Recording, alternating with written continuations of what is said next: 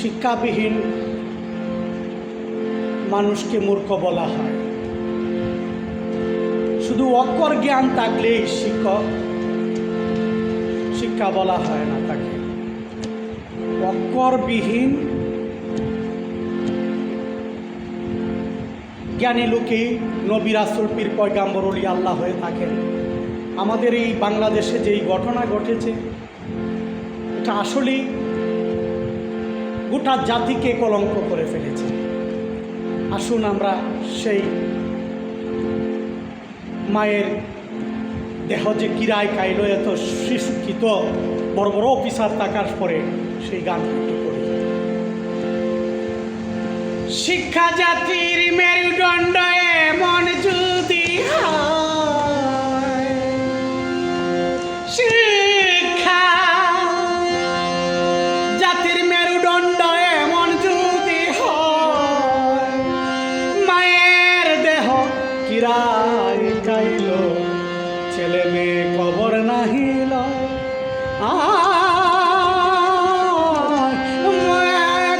মায়ের দেহ কিরায় কাইল, ছেলে মেয়ে কবর নাহিল।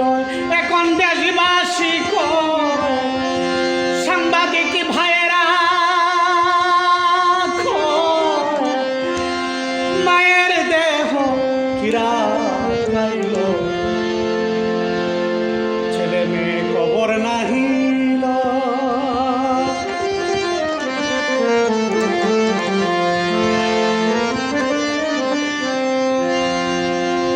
পড়াশোনা করে যে গাড়ি ঘোড়ায় চড়ে, সে পড়াশোনা করে যে গাড়ি ঘোড়ায় চড়ে, সে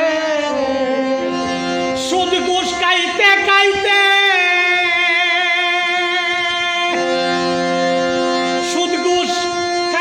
খাইতে সীমারের হাল জয়। ওরে মানুষ সীমারের হাল জয়। মায়ের দেহ কিরায় খাইল, ছেলে মেয়ে কবর নাহিল। আয় মায়ের দেহ কিরায় খাইল, ছেলে মেয়ে কবর নাহিল।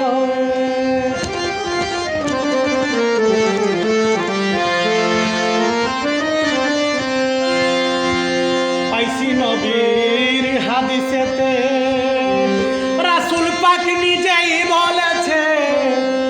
ওরে পাইছি নবীর হাদিসেতে, রাসূল পাক নিজেই বলেছে। আত্মীয়র সাথে সম্পর্ক ছিন্ন করলে জাহান্নামে রয়। ও সে জাহান্নামে রয়। মায়ের দেহ কিরায় কাইল, ছেলে মেয়ে কবর নাহিল। এখন দেশবাসী কয়, ওরে সাংবাদিক ভাইয়েরা কয়, মায়ের দেহ কিরায় কাইল, ছেলে মেয়ে কবর নাহিল।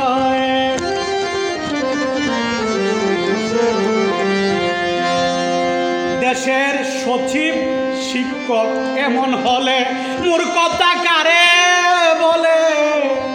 ও ভাই, ওনার এক ছেলে সচিব, আরেক ছেলে বুয়েটের শিক্ষক, আরেক ছেলে ক্যানাডায় সেটেল, সেখানেও শিক্ষকতা করে।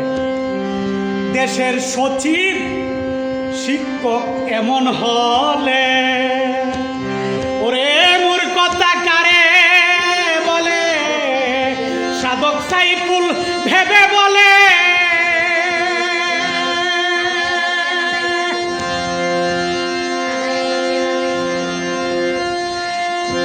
সাধক সাইফুল ভেবে বলে, তারা ক্যানাডাতে সেটেল হয়।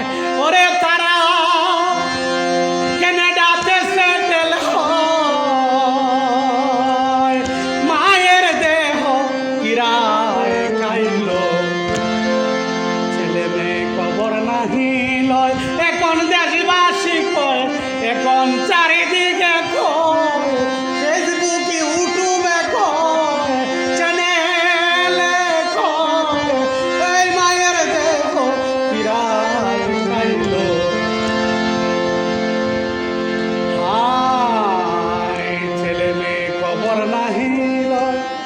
বংশ সন্তান আপনার ঘরে আছে কিনা আপনি আগেই জেনে